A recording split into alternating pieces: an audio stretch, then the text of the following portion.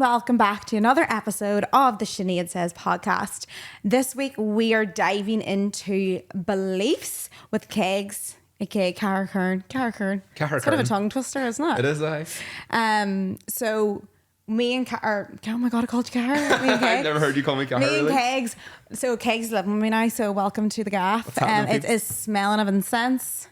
I love it. It's good vibes. We're meditating in the mornings. We are going for wee sunrise swims. We are vibing. Love it. So we were actually, so I was saying I want to talk about beliefs. So then we had a conversation about beliefs, and I was like, I think you should come on and talk about it because we're from the same town. Yeah. Well, the same area. Yeah. We've both had to break through our own belief systems, our own judgments and other people's judgments to be where we are today. Because we are very open. Very open. Very out there. Very out there. I don't know, who's more out there? Who's more out there? I don't know. Probably both of us. Probably you. Me. Yeah. I mean, me first, but you more now. Yeah, probably a bit more. I just fucking too much information everywhere, but it's grand. But first, let's just talk about the sponsor, which is BetterHelp, which is an online counselling platform. You will hear us talk about therapy here, about how to challenge our limiting beliefs, and we're going to go into that and how therapy and how all these things we've done have helped us. And therapy is one of my main reasons for bashing through my limiting beliefs and becoming the person that I am today. So if you want to start therapy in the new year, I highly recommend just do a 6-week stint, even try work on just your beliefs in those 6 weeks, and you watch how it will transform your life. So you can get 10% off your first month with betterhelp.com/Sinead, betterhelp.com/Sinead. So we are going to dive in. Well, first you can just introduce yourself. What? You've not been on this podcast I've never before. been on the podcast. I've been on your podcast, but you haven't been on mine. This is my first time on the Sinead Says podcast. Woo! My name is Kegs. I am from a wee place called McCrory, like 30-40 minutes from you at home. And yeah, I've sort of been traveling for like 5 years roughly, just all over the place, just working in random places. And now I do a wee bit of social media, and I'm just sort of winging it, to be honest. But yeah, I just came to Australia there a few weeks ago. I was only going to stay for a few weeks, and I've decided I'm going to stay a wee bit longer because it definitely is my vibe. I love it. So yeah, here I am now in Sydney, just going with the flow and seeing where it takes me, I suppose. Yeah, and watching Kegs grow has been very beautiful as well, because he started off, you were like a few years after me, like on social media and stuff like that. Yeah. And, we both have went through judgments. Yes. Because, small town, Ireland, two people actually being, I don't know what we are like. We're very open. Very open, very vulnerable. And it's like I think it's hard to watch. It's almost uncomfortable for people to watch sometimes. And I completely understand, people judging us at the time. Yeah. But, I think we did our best to break through those things because it's what we truly want to do. Like, I love doing these podcasts. I love my job. And there were so many times I was going to stop because I was getting made fun of and people were talking shit about me and saying like, who do you think she is and blah, blah, blah. But like, even like you guys even sending your reviews and messages like really helps me get through all that as well. Because if you help one person and you help the person that like you once were, because essentially we're helping the people that we once were. Yeah, 100%. And like, I remember I was watching you for years and years and years. And literally for years in my head, I was like, I really want to do that. I want to do it so much. I want to start social media. And I was just so afraid of what other people would think of me, especially from being where we're from as well. And then I remember COVID hit. I was working at As the Butchers before I moved back to Ibiza for the summer. And then I was just like, when I was leaving the Butchers, I was just like, I'm going to start social media. I don't know how I'm going to do it. I don't know what I'm going to do, but I'm just going to start it. And you were definitely a big inspiration for me for doing that. And yeah, no, I suppose that's what I'm doing. You know what I'm going to talk about now? Yeah. I don't think you thought we were going to bring this bit up, but it actually makes a lot of sense according to beliefs. So do you remember the time I was talking about beliefs and judgment on my Instagram, and you sent me a voice note and goes, oh my God, Sinead, I've had a revelation of why I didn't want to do social media or why I kept stopping. Yeah. So I'm first to the game. I'm first to the game in terms of like maybe Tyrone. I think like a block. No, there would have been a few. But anyway, so like chatting on my story, doing all this stuff, very open. And I know it's uncomfortable for people to see different like it is very, what do you call it, foreign to people. Yeah. When someone's chatting on their story about their life and everything. So obviously you heard people talking shit about. Yeah, I can't remember exactly what was said. It was a few years ago now, but I remember just being in a gaff with like people who were my friends at the time, and I just remember them chatting shit about you, being like, oh, who does she think she is? She's embarrassing, blah blah blah blah blah.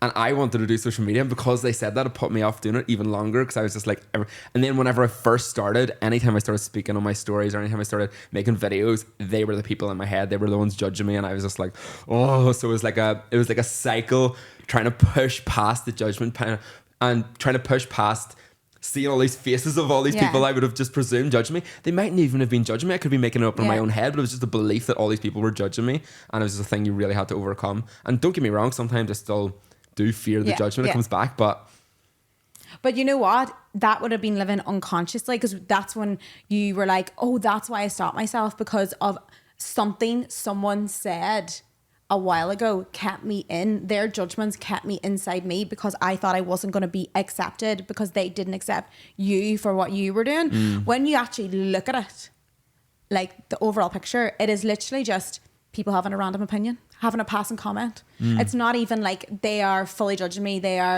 It's a bit of gossip. It's a bit of chat. Something new. People want to talk about it. It's actually not that big of a deal when you look at it. So every time you went on, you were probably unconsciously thinking everyone's judging me. But if you actually look at that one moment of evidence, it's really not that big in the hindsight of things. I was listening to a podcast recently, and they were talking about like these things that give you fear, that give you stress. Are they even that big a deal? Like, think of the actual consequences of you doing it. Say like public speaking, or asking your boss for a raise, or any of these things. You might stop yourself from doing it, but that thing can make you progress in your life and succeed even more, or grow as a person. But you're stopping yourself from doing it from that wee bit of fear inside you, from you making up a random story that's not even true. The thing giving you stress, stopping you from doing it. Do you know what I mean? Yeah. And like, it's just mad. I know. And we push past, and don't get me wrong, we still feel it sometimes. And I do get it. And sometimes you're like, oh, I don't know, you do freak out sometimes, but anyway, we push past it. We're here to talk about our beliefs. We're here to talk to you about our beliefs, because I think like if we talk about our beliefs, it helps trigger other people's recognitions of their beliefs and how they can move forward past them. So like I remember my first ever life coach. So my first ever life coach was one of my boyfriend's mums, and she like gave me my first book, and I remember being like, what's a fucking belief?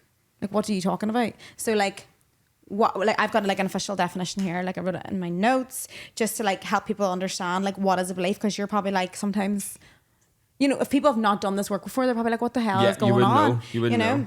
So beliefs are ideas that we hold to be true. However, we have no evidence to support many of them. False beliefs lead us to wrong conclusions. We need to question and challenge our beliefs continually. And then there's like some of the things that form our beliefs is our environment, our parents, personal experience, personal experiments, cultural and societal norms, or education and news and media. All these things form the beliefs that we have. And I always see, you know, like when you're doing visualization meditations or anything like that, what's holding us back is our true beliefs of something, because you can say something but you may not believe it. But if you examine it, like I think is it Tony Robbins, I have the book there actually that has a good model of it. So basically, I say I'm sexy. Say I'm sexy. I am sexy. I am sexy. It's very hard to believe, isn't it? Sometimes, yeah. And you need to have, and it's like the belief is the table, and then the evidence is the chair legs. And then to make this belief true, you need to examine these chair legs. So for it to be fully believed. So if you're saying, I want to be a millionaire, but you believe that millionaires are dickheads, or you believe that millionaires have to work super, super, super hard, or millionaires need to have money to begin with, then you're not going to actually believe that. But if you examine the chair legs and examine the evidence and question your beliefs, you can become that belief, and you can start to like challenge it or whatever. Yeah, 100%. You get what I mean? The way I look at beliefs, and whenever I started doing this work on myself throughout this year, or like 2022 or whatever, the way I looked at beliefs is say you're striving to be your best version of yourself, your highest potential, like succeeding in everything that you want to do. That's right here. You're pushing to get there. But there's all these chains attached to you, and all these chains are types of like, obviously there's like trauma and things like that too, but there's all these chains are different types of limiting beliefs, things that society has told you, things that your parents have told you, things that your peers have told you throughout the years as a child and growing up. And these limiting beliefs are stopping you from getting to your highest potential.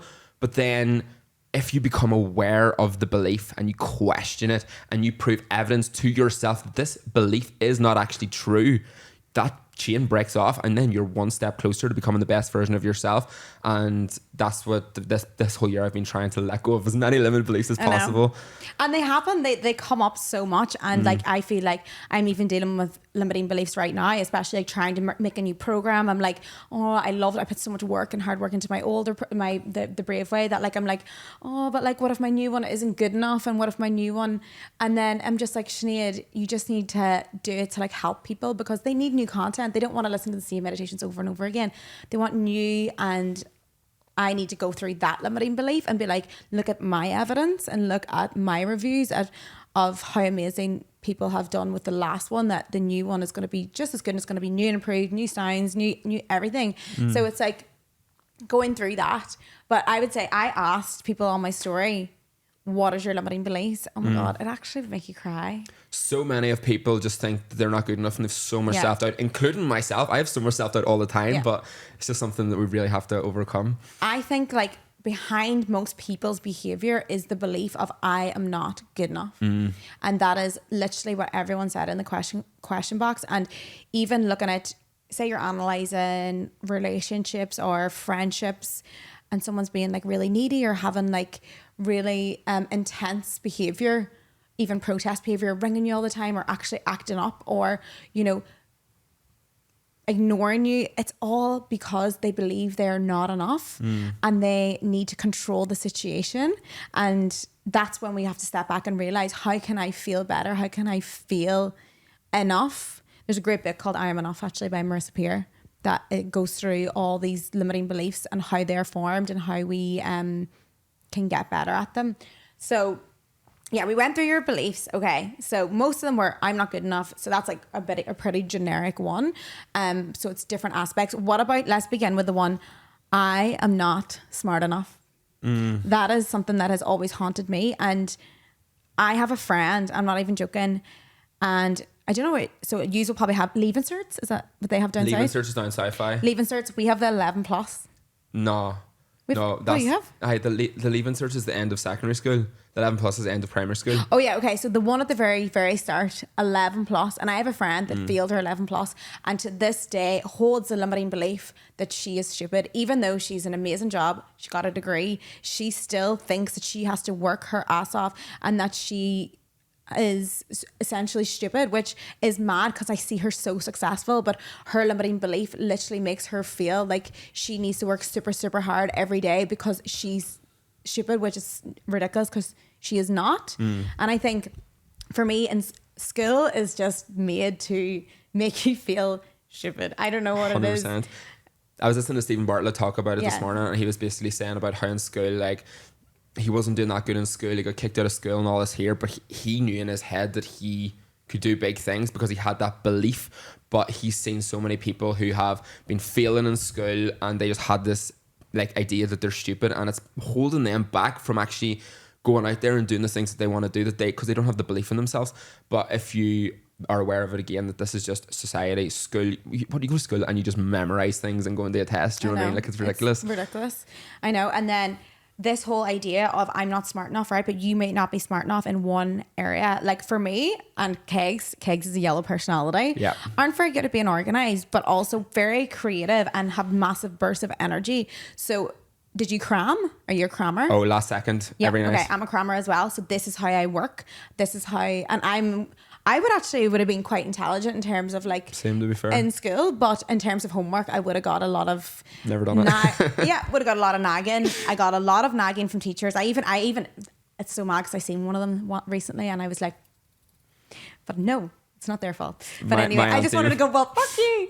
But they did have no belief in me. I got scolded all the time, and I got predicted bad grades in my A levels, and I was so disheartened. I didn't get into where I wanted to be because they didn't believe in me and my ability to have to be good at what I was doing, but also I'm a crammer. So yeah, I did ace the test, but yeah, it was the way that I was taught that she didn't like the way I produced my intelligence, I suppose. Yeah. And that always made me feel not good enough. Going into university, didn't feel like I was smart enough, never felt good enough. I even remember some of the words that were said to me in school, like, you know, everything really hit me hard. But I always say to people, when you actually find your true passion, nothing can fucking stop you. Like for me, meditation and my business of meditation is so easy to organize and go forward with, because I have been through an experience where meditation saved my life. Yeah. And meditation has made me who I am. So it's so easy for me to have passion and portray this and help people get to a point of and guide them through their meditation journeys. So it's so, and when you find what you're truly passionate about, when you've been through something, nothing can fucking stop you. So never let any teacher, anyone tell you can't amount, because you have not found what you're passionate about just yet.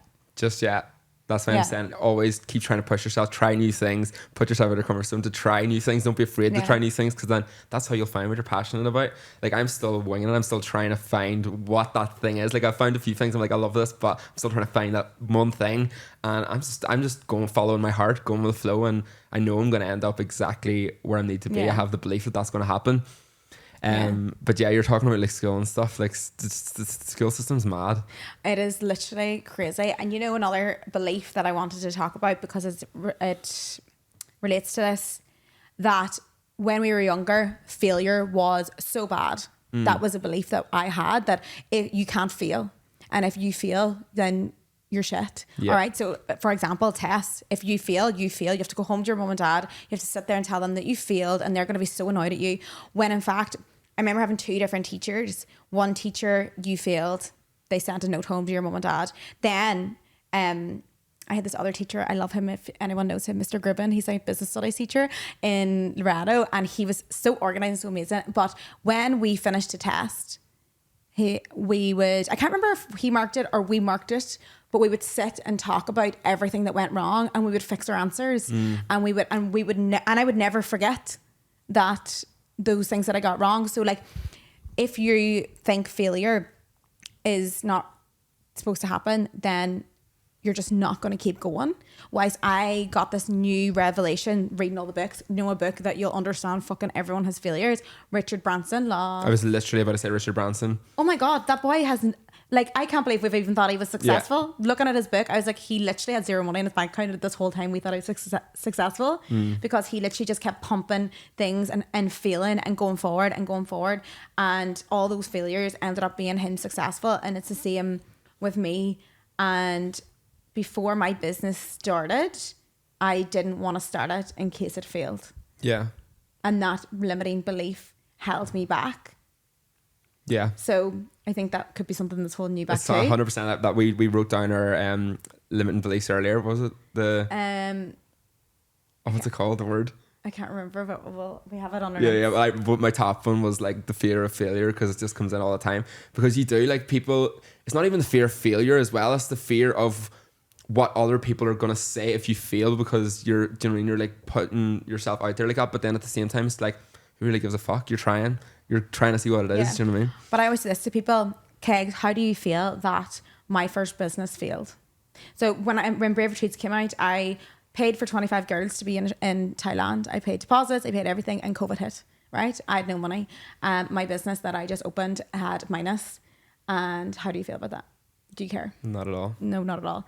My business in Tranquility, the first 2-3 months, oh my God, chaotic, very, very chaotic. COVID happened, Black Friday, postage strikes, and Brexit. People were not getting their orders. It was hectic. I'd never had so many messages. I had the worst Christmas day of my life. After that, I remember being like, no, I'm never doing this again. We're cutting this. I'm not doing this anymore. This is too stressful. And I remember like sitting down with, I think it was my agent at the time and my business partner, and they're like, everything has teeth and problems. We have to give it a second chance. We have to try. And I was like, fuck it, okay. And like now we are a successful like jewelry business in the industry. So it's like, do you care that I failed? No, not at all. And let me tell you this. When we failed, we fucking fixed everything. Yeah. We fixed everything fast. That's what you do. Yeah. So if you fail, you fix it so much faster. You're like, fuck. And that's what makes the business so successful. So when we started, even with Tranquility, so many things like, okay, right, need to fix this. Okay, this ring isn't sturdy enough. This ring is and then we're like back to manufacturers, fix this, fix that, fix this. Now we have like the perfect silver. We have like the best results, the best reviews, and we'll be at a stage where we're going to be able to have this very successful business because of all the failures that we have done. And then we're going to have like a really good generating business and it's going to be like perfect because of all the failures that we just kept having, and we fix them fast, quick. Failures quick. help you learn and help you grow, do you know what I mean? Yeah. So that's another belief. Now the next belief, some of them make me so sad. The belief that you have to look a certain way to be loved. And this goes into body beliefs. Yeah, I have that as well. And I think body beliefs is a massive topic. It should be a podcast on its own. But I've smashed through my own body beliefs in the last few years because, you know, a lot of things happen. Diet culture, fitness culture, and we were kind of fucked over by a generation with diet and fitness culture, and I understand that. But it also comes down to the media when we were kids. It comes down to like how our parents talked about their bodies, how our parents talked about other people's bodies, how we portray or how we see other people. And I think, and I have a meditation on body beliefs. I actually feel like I'm going to read it out a wee bit because it's so important to understand that how you see your body and how you see other people's bodies has got to do with the beliefs that you've instilled in yourself from somewhere. From society, from your parents, from people, everyone else. It's not true that this person is a perfect body. And this is what needs to happen. You need to like sit there and be like, what? And I'll never forget, I was chatting about this on Instagram. We were talking about body beliefs, and somebody goes to me, how can I ever feel good about my body when I live in the eastern suburbs? So we live in the eastern suburbs. And let's be real. I can feel that. People walking around the eastern suburbs look good. They do. They look good. There is a lot of, everyone looks fucking fantastic, and that's amazing, right? But I says to the girl, do you feel like shit because of that person's body, or do you feel like shit because how you perceive that person's body based on the beliefs that you have of a perfect body? Because that is what's making you feel like shit, not that person's body, because that person's body has nothing to do with you. So if I look back at what I think is a perfect body, it's like, it's got to do with the magazines telling us we should look a certain way, and if we put on weight, that it's bad. Even the conversations around our friendship groups or our parents or just our elders. I always say this, I always remember my mom and all always talking about their weight, always being on diets. If your mom is probably one of those people that have always been on diets, like you are thinking that their body was not good enough because they were always on a diet, and that's made us think that our bodies, if we have weight on us, it's not lovable. But I always tell the people, have you ever been in love? Don't know. You don't know? I'm not sure. I don't know if I've been I don't think I've got that full. I've obviously had a bit of love, but I'm not sure if it's been like. You don't know if it's like in love? Yeah. Okay. So when you're in love or you accept someone for exactly who they are, I always say, think of you being in love, right? It doesn't matter what they look like ever. Like everything that about them is so fucking cute. Yeah. Like the mole, the spot, the like any sort of body fat, like anything is so fucking cute, and you accept it and you're like, oh my God, I love this. So if somebody can be loved and you can love other people no matter what their size, it is possible for you to be loved. Yeah. You know, think about how much you love your mum and dad. It doesn't really matter what they look like. Not at all. Or your friends. Like you never see what their body is. You just see them and how much you love them. It's the energy between 100%. you know? Big time. So I think like when you're thinking about your body, please question where your beliefs came from. Mine came from magazines, Instagram, and like for me, I even started unfollowing people. I unfollow someone who's talking about being on a diet when I feel like their body's amazing. Because I'm like, I can't believe you want to change your body. And I had the self-awareness to understand that I need to stop talking like that on my Instagram. Yeah. Okay. To be like, here, I'm on a diet. So if I feel like say after Christmas eating loads of shite, you actually are eating loads of shite and you want to get back into routine, I want to feel better about myself. I'm not going to come on and go, hey, I feel really fat. I'm going to go on a diet here, because I feel like that's detrimental. It is 100% to other people as well. Because they could look at my body and be like, that's what I want, and you don't want it. So that means, what the fuck am I doing? And do you know what the thing is as well? If you actually do end up accepting the way you are, then it's so free and it's liberating. I definitely still have a bit of work to do with my body, but with my whole hair thing, I remember when I was like 13, people in school started picking out that I had a big head, and then for years I was just like, I feel so different, I feel so ugly because I have this like big forehead, blah blah blah. But then whenever I turned to my end of teenagers, started accepting it, started embracing it, started showing people, and now it's like one of, like, do you know what I mean? I accepted it, and now it's like one of my biggest incomes at the minute. Do you know what I mean? Yeah, I know. Because of that. Kate just had a hair transplant this year and it has been life changing. Us talking about accepting our bodies, and we're like, but you know what I always say about men's hair transplant? I'm like, go fucking do whatever you want. It's your fucking body, and do what you need to do, and do it for you. And that's been amazing for you as well. Like, it's changed your life. Oh, it's given me so much confidence. Yeah. But you know what? Like, your perception of what hair should look like is perceived through the eyes of your bullies. You felt like you needed different hair because of the way they perceived you. Yeah, definitely. So everything needs to change down the line. Like, when we're younger, I think we just have to be, as adults, like children, it's very hard. Children and teenagers, it's very hard to, because they don't have the awareness to understand. But we have the awareness to not speak bad about other people, ourselves, and our bodies in front of them. Yeah, 100%.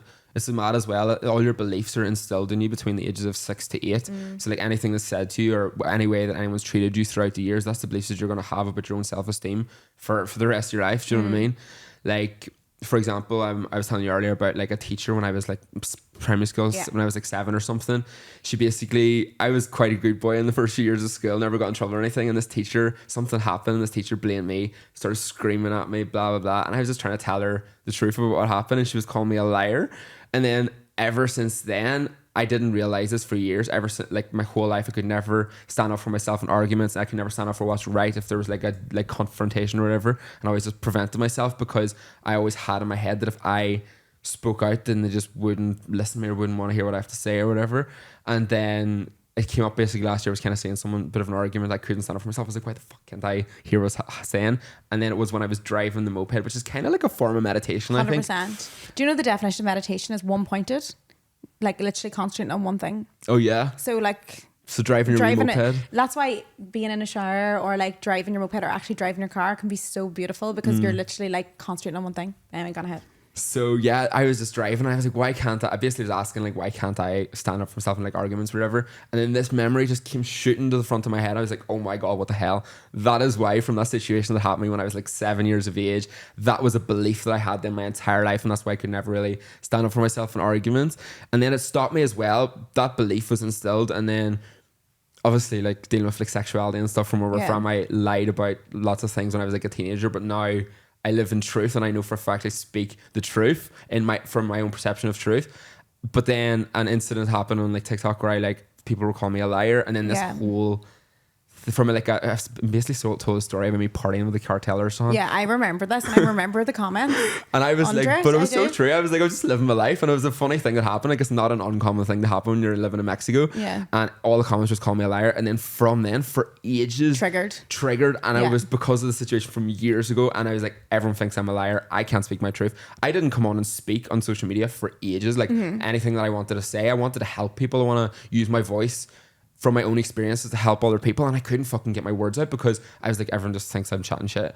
So now I know, from doing the work and from meditating and breath work as well, I've sort of tried to let go of this belief, and now I just try and speak my truth. And I know if I'm being honest, if I know I'm speaking my truth, then that's all that matters. Let people do what they want to believe. And that's a key example of limiting beliefs controlling your behavior from then on unconsciously, because you were not standing up for yourself for years, but you didn't know why until you challenged that belief. And you probably, like, even in meditation or breathwork, asked, why can't I do this? And it came to you on a bike, which is very common in meditation. So when we were teaching, when I was getting taught meditation, we were taught that you come into your true self, because in meditation, your job is to get rid of conditioned patterns and get rid of everyone else's thoughts and just become yourself. So when you become yourself, throughout the days, you'll have like these random revelations, and they'll have these random things, and they'll come to you. So that's a key example of all that stuff coming to you. And without the challenge and experience happening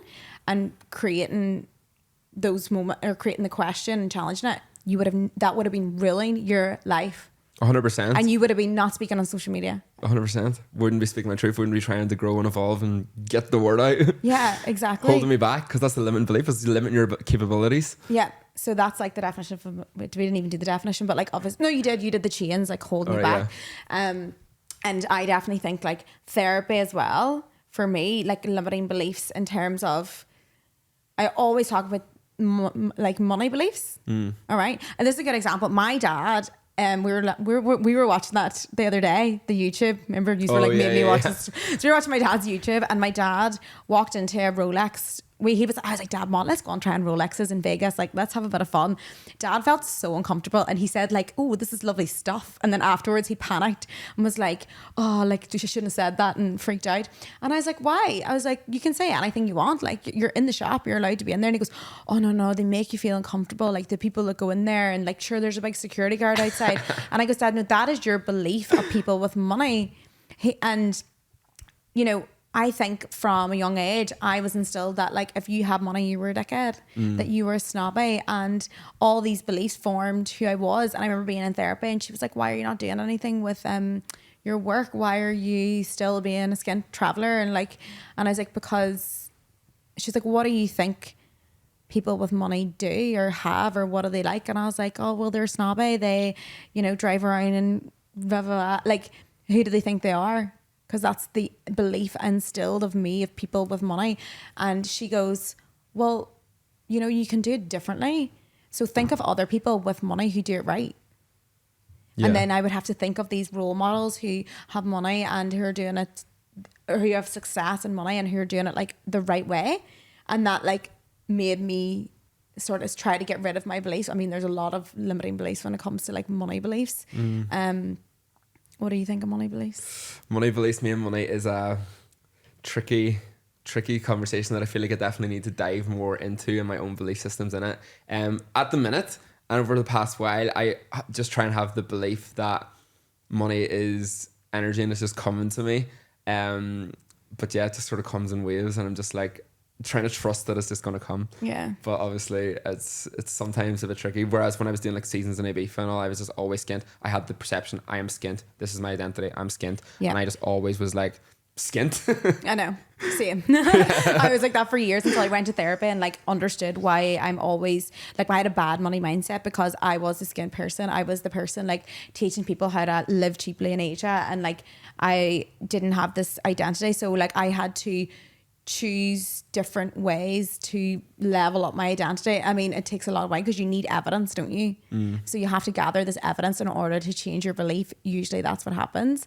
But I was going to go through the other beliefs that people were just saying before we go into our exercise, because it's funny because we were looking at this is my 2018 journal, and so funny. I was like looking at it because I was like, I better go back and look at my old beliefs. So it's fucking mental. And just talking about money, I think there's just some really sad stuff in here too. It make you sad. Is there? This is like the journal, like probably my life turned around. So even like, so one of my disempowering beliefs that I wrote down was, it's very hard to see me with money because I have no money. I feel like people with money need to have money. So when I had that disempowering belief, I had to go through and ask myself, is this true? Now, then you look at other people like role models who have came with no money to become successful. And then that's when you start smashing out the beliefs, because you're like, if other people can do it, why can't I do it? But it's first of all recognizing that you have that belief so you can stop it disempowering you. Yeah, let me just go through these beliefs. That one of my ones that was a big one that came up for me this year was that I had the belief that I was lazy, but it was because I basically, anytime I thought of like, maybe even before I started like doing social media consistently, or like before I started doing any sort of career sort of thing, I just had the belief that wasn't even aware of, that I was lazy. And I was like, I'm not gonna be able to do that because I'm lazy. But this came from when I was a teenager. My mum, love her to bits, but she was always like working, and she just always was doing something. She's always constantly working, cleaning the house, doing anything. She's always on the move. And if I was just like chilling in the gaff, or you know what teenagers are like, they like to sleep in and stuff, then she would call us lazy. And I spoke to her about this already, we laugh about it now. But then that there, because it's such a small wee thing of her calling me lazy, that then was instilled into my belief systems that I'm a lazy person. And that was then preventing me from actually doing like things career wise, because I had this belief that I couldn't do it because I was lazy. But now I've got over that, because I have proof now. I've challenged that. I've proof now that I get up in the mornings, I do my routine, I get shit done. So I've proved that I am not lazy. So got over that belief. And I'm the same. I have very similar belief of being lazy. I would say that mine is more disorganized because my mum was very organized, and that's what I said to you. I shouted in the stairs and I goes, what about being disorganized? And then me and you started talking about this, because I had a mum that's very organized and very blue personality. You know, everything's on time, everything has to be to the point, and that's amazing. But it also made me feel like I was very unorganized, even though like I feel like I'm just quite normal now that I'm away from her. I'm like, I'm actually like, you know, my house is lived in. Like, obviously mum wouldn't have one thing in the house, so obviously everything I felt disorganized. And this is actually a belief that I wrote in this journal as well, saying like, I can be an organized person if I choose to be organized at this. This will not limit my belief. And you think about being called disorganized all my life, but yet I have been able to organize all the things I'm truly passionate about. I've been able to organize my business, organize retreats. It's mad now looking back at this year. We were writing down our stuff for the year, and I was like, done retreats, we've done events, we've made a massive progress in the programs, we've done loads of stuff, and I'm like, fucking hell, like that is full evidence that I am not disorganized. So if you feel disorganized or you feel like you're lazy, sometimes look at where that belief came from. Sometimes like having my mom clean up every piece of crumb, it doesn't mean that I'm not organized. It just means that she's super organized. Thanks, mom. My mum's super hardworking. Thanks, mum. So we literally probably instilled, when in fact it's just a bit of a random opinion. Yeah. Someone's random opinion of me made me, and then you look back at that random opinion, and you can. So in my therapy, we did like meditations like this. We would go back to the moments of not feeling good enough, or the time someone called me disorganized, the time that, and look at it. And you would actually look at it from a bystander and be like, that person is just a random person who just has a random opinion of me. They don't know me. You know what I mean? 100%. And we are fucking capable of anything. Anything you put your mind to. If we want to be organised, we can be organised. Just need to get the belief. If we want to be lazy, we can also be lazy too.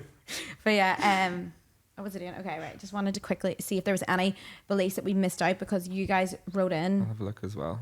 I think a lot of people have very similar things. Like a lot of people don't feel good enough in their job, and I feel like that's imposter syndrome, which is a totally different situation. Well, it's not, because your imposter syndrome is based on your beliefs, and I think imposter syndromes can sometimes come from looking at someone who you think has their shit together and be like, I should be like that. But if you actually look deeply into them, they don't have their shit together. You know, it's like we think someone's royal because they have no bad stuff, because we don't think of them doing all the bad stuff. But if we actually look at it, no one has got their shit together. No one. And I think that's a problem. We perceive that we all have our shit together. Don't have my shit together. Don't have my shit together. We don't have our shit. Even English. We don't even have our shit together. Everyone's winging it, to be honest. Realistically. I've got my previous employer told me I wouldn't be successful without him. He was a narcissist. Left his narcissistic ass. You're talking narcissist. What did he say, sorry? He told her that she wasn't going to be successful without him, and now she works for herself. Yeah, there you go. There's a belief. And like these things, if we let that teacher, that boss tell us, and that instills in us, it's going to drive our behavior forever. But if we actually sit back and question it and challenge it, that's when we can grow through it. We're going to do an exercise in a minute where we're going to grow through it, but I just wanted to double check that. Now, this is one that I'm struggling with. I'm actually like, I'm getting like, so the belief that I have at the minute is that there is no man that's not going to disappoint me. I know it's so emotional, but I believe that because I have so much evidence of men disappointing me, and like apart from my dad and my granddad, which is a good evidence for me to take on, but because I've been so disappointed and let down, or like, I don't know, sometimes you don't feel good enough especially when you've been cheated on a lot as well. Like you just feel like you're not good enough. And I feel like that's what I'm working through in my therapy. But and even on this 2018 journal, I wrote, I feel like I'm never going to find love like love before. And I did. I found love again. And I found love in a more amazing, more stable way. Like, so it is definitely possible and I need to look at it. But because of so much evidence, it can be really hard to see through that. And I just wanted you to know that I haven't pushed through all my beliefs. I need to feel deserving and it will attract. Yeah. I need to feel like I deserve like someone who will never disappoint me. But people will always disappoint. Because I always say this to Gemma's fiance Niall. I'm like, I need a Niall. And he's like, I disappoint her every day, all the time. So don't say that. But like, you know. So yeah, I just think that's something that I'm working on. What are you working on? Oh, what am I working on right now? I've actually written them down over there. We'll get them. Actually, one of the things that this came up for me, and it came up for a few people in this as well, and I think you're the same, is that if people in like their 20s and like 30s or even 40s or whatever, they think that maybe they should have their shit together. They see other people having their shit together, or they think that maybe they're too old, they're past their time, or someone else has done it so they can't do it. But that shouldn't be the case. Like everyone, there's so much for everyone out there, and you're never too young to do anything that you want to do. Just keep pushing and putting yourself out there more. Like you just see younger people doing it or whatever, then you just puts you off. But you're never too old to do whatever you want. If you want to go traveling in your 40s, fucking go traveling in your 40s. If you want to set up your own business at 33 and leave your old job, then do it if that's what you want to do. If you want to do it at 65, do it. Kris Jenner.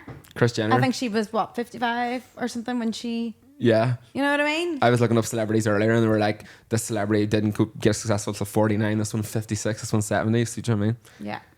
Do you know what's funny about this as well? Like I'm unfit. Like you know, like I'm unfit. I won't be able to like do the fitness goals of 2023 and stuff like this. And you look at that 4-minute mile. Have you ever heard about that story? And there was no one that had ever completed a 4-minute mile. And then in like I can't remember what year it was, but one person visualized himself, pushed himself, and did a 4-minute mile. And within a matter of months, 37 people did a 4-minute mile. Because sometimes you need to see the evidence and sometimes you need to have the belief of someone else doing it. And it just means other things are possible. It's just that we can't see it in our own minds. And if we can't see it in our minds, sometimes it's hard for it to like come into fruition. But I think we need to visualize. We need to like really feel into the moment. It does really, really help to visualize, because once you visualize, your brain literally is like, okay, how can I do this? Because people think like it's manifesting. But what I'll do in meditation is I will tell someone, what does your best self look like? What does she feel like? She or he? What does she or he feel like?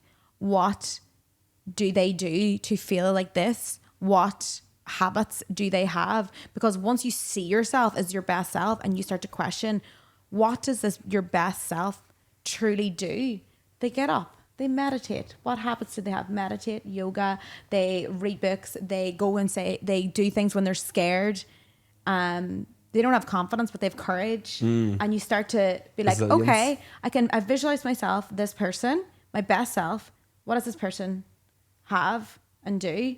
There you go. And also looking at other people's results. Say, for example, you want to look at you want my results. Yeah. What do I do? Yeah. You know what I mean? That's what I done in Bali. I was watching you and Siobhan getting up early, reading, meditating, all out there, and then that's what I started doing.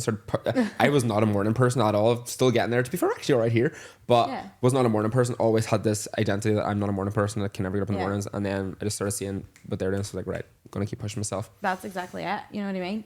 Somebody says using my uni degree is the only career I can have, and I feel like this is a massive limiting belief for a lot of people, that if you don't have this qualification that you cannot be forward. There is so many amazing people that don't have uni degrees and are so successful, and I highly advise reading the book The Code of the Extraordinary Mind. They talk about this sort of stuff in there, and they call like this thing called bullshit rules, that like if I have a passionate about something, like I need to have a 4-year very expensive degree in it to teach it. But there's so many other things that you can do that you don't need, because like there obviously is things that you really need degrees for. You need a degree to be a doctor, you need a degree to be like very intense subjects, but there's so much education and information out there, and so many amazing, like even like doing like courses in ballet, like breathwork courses, meditation courses, like fuck, you learn so much, and you feel so confident about teaching it after. Yeah. So Yeah, like I That's don't have a normal. degree, and for years I always like was like I want to go back to uni, and you never know, I might go to uni in the future. I don't know, but I didn't have a degree and had this belief that I'm not going to do anything. But Yeah. from traveling and from meeting so many people who don't have degrees and have successful businesses and are successful in what they do, I'm like, right, I know I'm going to be okay. Yeah. Being gay means that no one will love me. That's really sad. Aw. What the But hell? I mean, it's probably hard because especially if you grow up with a certain religion that believes in certain beliefs about being gay, but people have loved you. You A are lot of loved. people love Kegs. True. I can vouch for that. You are loved. And if not, if you don't feel loved right now, there is people out there that will love you. You're not alone out there. Yeah. 100%. Okay, so we're gonna do a little exercise as well to sort of get through. Just do like some of the things that help me go through these beliefs, and it's so sad because I'm gonna show my old beliefs, and you're gonna. It's really sad. So anyway, I had to write down my empowering beliefs and my disempowering beliefs.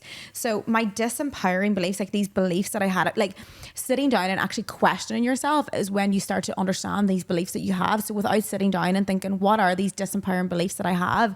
You're not going to really have the awareness to work through them. So to be honest, I didn't really know that much. I'd have a lot more education on beliefs now, but like this is 2018 and I said I will never find love like before. That's what I said. Look at you now. And I did, although I am single now, but I did find that love. And you know, things change, but like I feel like I 100% found love again, and I do believe I'll find it again, even though I'm in that other limiting belief. But we're getting there.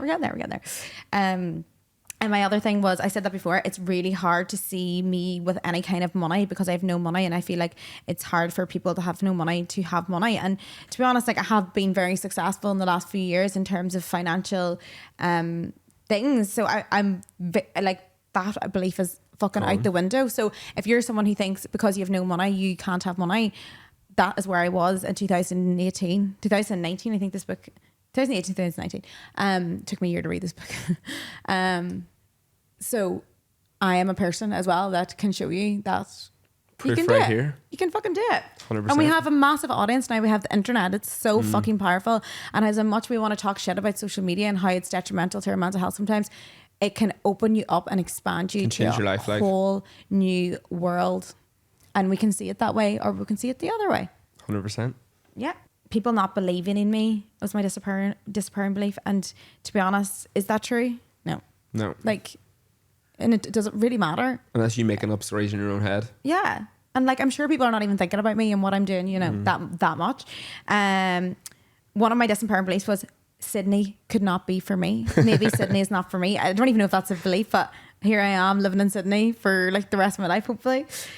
Yeah, another one. I need to look a certain way to be loved and to be accepted, and I am not smart enough to become successful. Those are the ones we have talked about.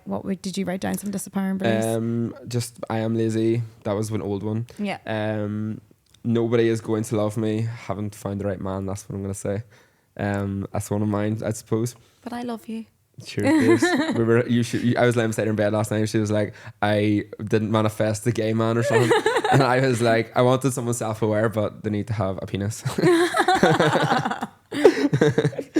My body isn't attractive. That's one we talked about. But where does that come from? Do you know what's so funny? Kyle, I know you're listening to this, but Kyle's fucking For You page is hot, sexy men. Of course it is. Right? His Explore page is AWOL to me. I'm like, no wonder that you are constantly talking about going on a diet, because you're looking at these absolutely shredded men all day, every day. Please examine what you're looking at, because yeah, what you look at has like a massive impact Yeah. on way you see the world. My For You page isn't like that, to be fair. okay, so where are you getting this? Because like we can't fix it until we examine it. Okay, right, okay. Where am I getting this from? I suppose just sexy men with good bodies, and I suppose, I don't know. Because I do right now, I feel like I've got a lot of confidence in myself, and I do be like, you're not bad looking, lad, you know? So I do have a bit of confidence in myself now, but that was something I had to really work on this year. My body confidence, I suppose I don't really have the best body confidence right now. Like I couldn't go down to the beach and whack my top off like a lot of But people. it's because you think a body is a certain body is the perfect body. So where do you get that belief from? Probably social media, friends, Yeah, probably is. So just because you see social media and see magazines, does that mean that you don't have a good body? No, doesn't. You see, oh my god, the Sydney guys scene as well are all ripped as hell. But I'm like, what the hell? don't you think everyone has to be individual? It's not about, you can love someone no matter what they look like, and we need to disempower these beliefs, because I think for years as well, I was like, I have to look ripped, I have to look this, I have to have a big bum and have to have that.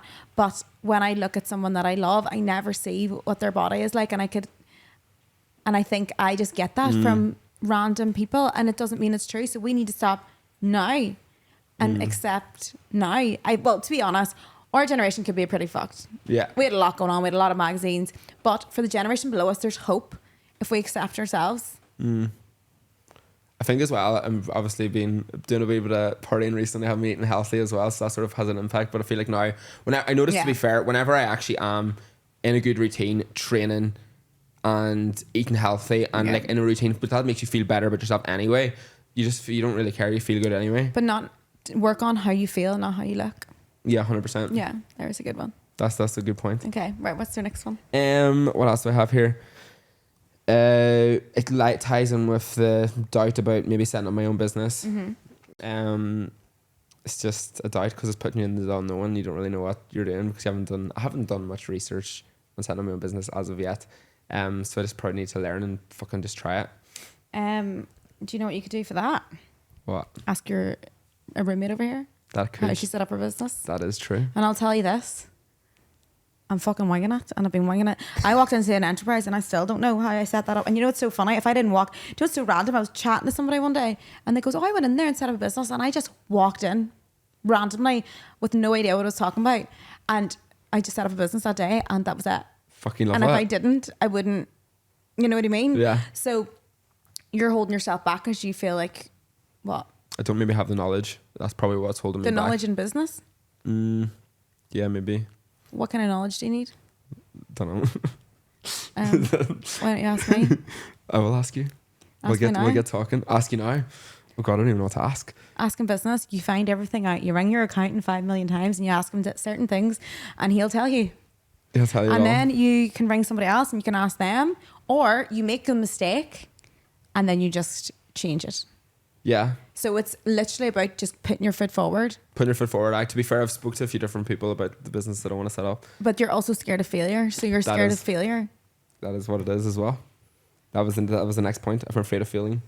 Yeah. So if you're scared of failing, you need to understand that what we talked about before, because failing is essential for success. I think then finances may come into that fear of failure because I don't have like mental money or whatever. So I'm like, oh my God, I could end up being fucking skint and stuck in Australia. But have you been skint before? A million times. Were you all right? I was fucking fine. There you go. That's the thing as well. I think that helped me. But that's one of my biggest lessons in life, is being the skintest of the skint and realizing that, yeah, it was fucking shit. But see, whenever you're fucking skint, what kicks in? Survival. I need to survive. What will I do right now? I need to find a job. You're literally on the path. Like, you're calling everyone because you're in survival mode. When you hit that rock bottom, you're in survival mode. And I remember that feeling and getting it sorted and getting everything. And then obviously remembering that, like, I can take a risk now that I have a bit of money and try and go for my dreams, because if it doesn't work out, I'll fucking hit survival mode. I'll find a fucking way. You'll find a way. Yeah, it's resilience as well. Yeah. And like, those failures just help you push through. So resilience is one of my empowering beliefs. I suppose that and resilience could come into that as well, to be fair. We are very resilient. Yeah. If you have any kind of social media, like, you get nothing but shit. So you have to be fucking resilient, or else you're fucked. You go through the wars, like, yeah, at times. So this is what I want you to do. I want you to think of yours. Keep shouting the Bible. I'll try not to stop you. Do you have any more there? For the disempowering ones? I can't... I'm still struggling to sort of stand up in confrontation. It's something that I was never really good at. Even, for example, yesterday we had a bit of a crazy doctor who was saying some... I think we do need to stand up at some point. So we went to the doct's. Guys, honestly, I can't even believe it. I feel like it's such a weird thing. We went to the doctors and we went in, and obviously they thought we were a couple. must have thought we were like going to get an STD check or something. I don't know.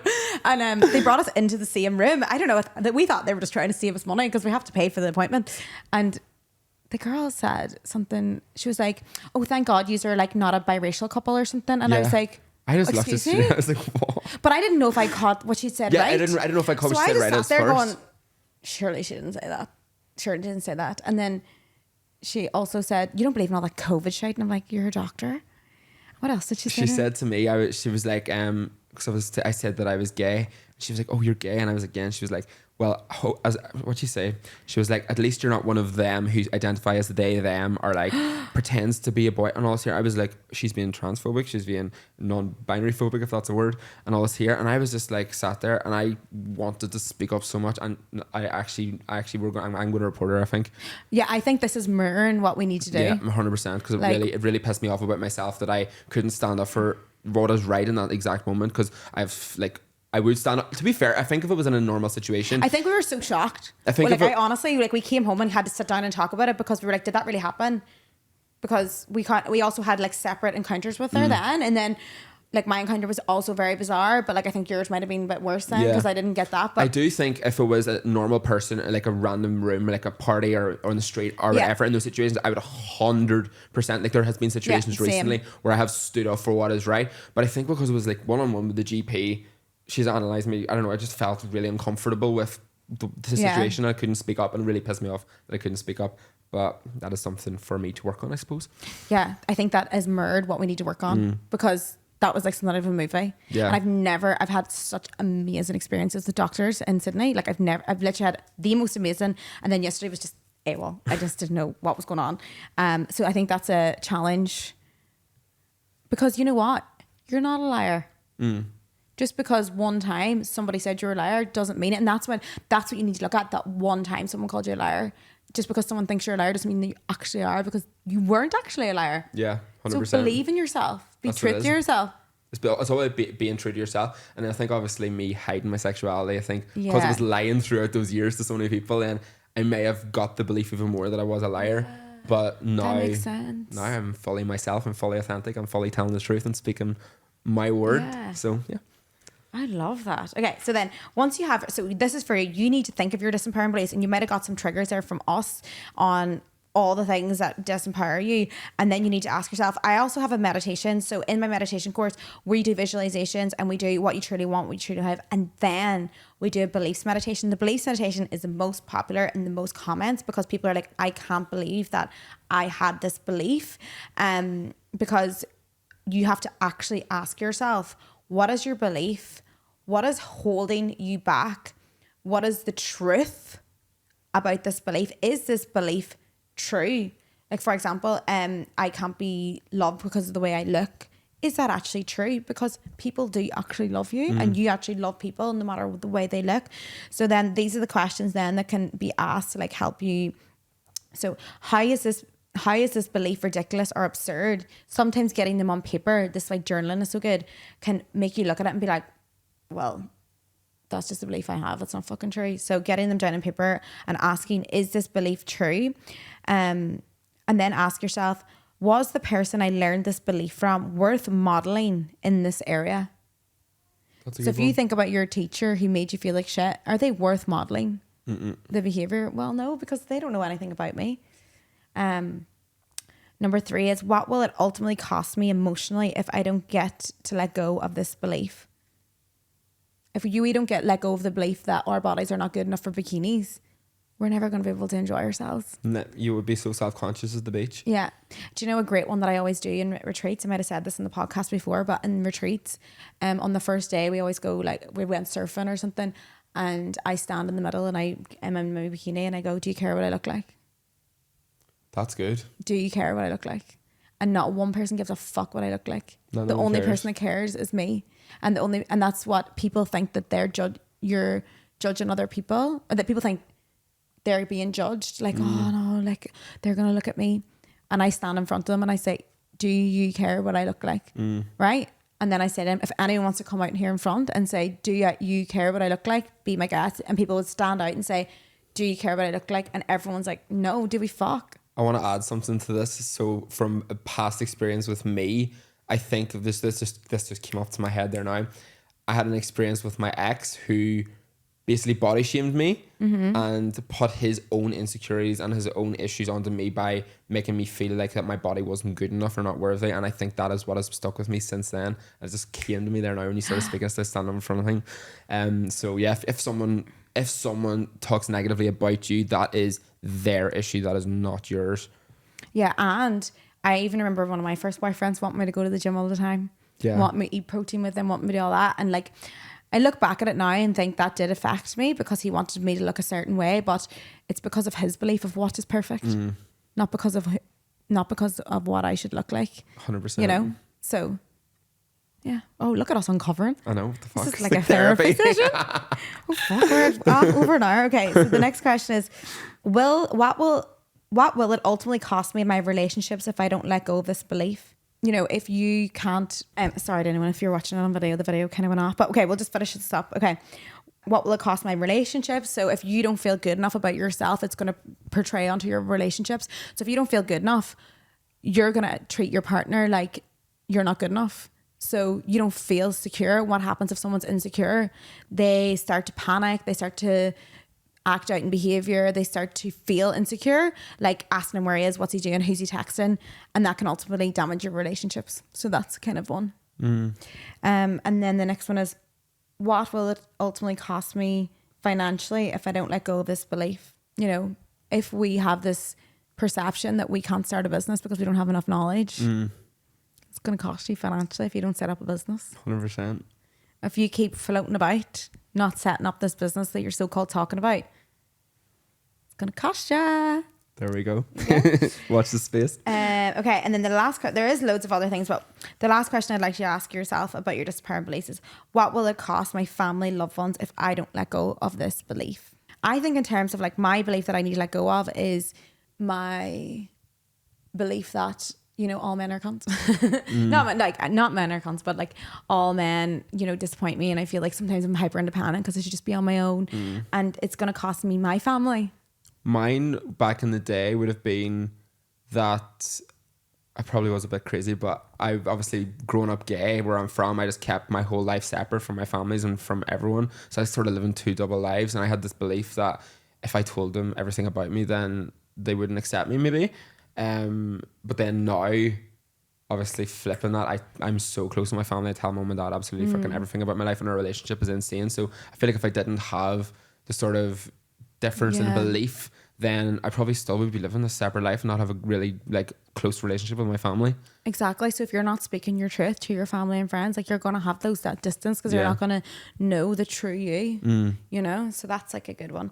Okay. The last thing that I'm going to say is, new experiences trigger change only if they cause us to question our beliefs. So we've talked about that. And then someone was asking, how do you know what beliefs to adopt?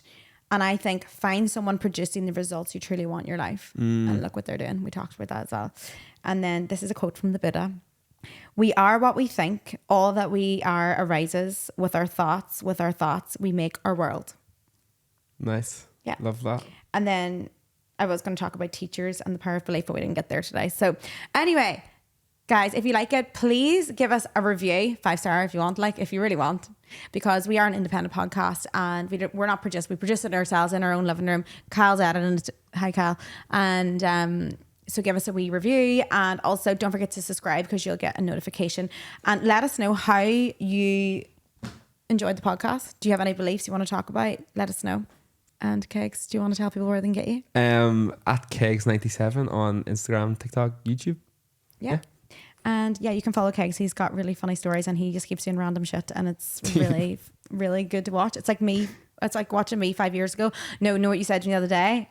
You know what he says to me last night? No, you make me feel sick. Sorry. I was like, get out of my house. After I said, I was like, oh, I shouldn't have said that. He goes, you know, you were 6 years above me in school. I was like, get out of my house. But it doesn't matter. We're both spiritually and emotionally the same age. Yeah, Shut 100%. up. Okay, so thank you guys for listening to the Sinead Says podcast. Bye. Bye.